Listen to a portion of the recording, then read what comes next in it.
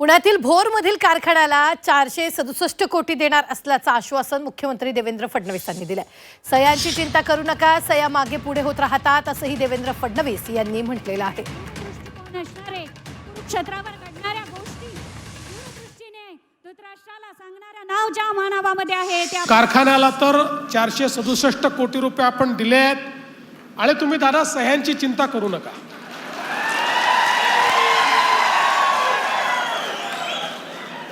सह्या मागे पुढे होत राहतात। तुम्हाला कल्पना आहे, इतके वर्ष तुम्ही राजकारणात आहात, एकदा राज्याच्या प्रमुखाने जे ठरवलं त्या गोष्टी होत असतात। त्याच्यामुळे काही काळजी करू नका। आणि मी तुम्हाला सांगतो की शेवटी ठीक आहे, मतमतांतर असतात, पण सगळ्यांनीच मंत्रिमंडळामध्ये एकमताने हा निर्णय केला की राजगडला 467 कोटी रुपये दिले पाहिजेत। त्यामुळे मला असं वाटतं की आता त्याच्याबद्दल कुठली अडचण राहिलेली नाही।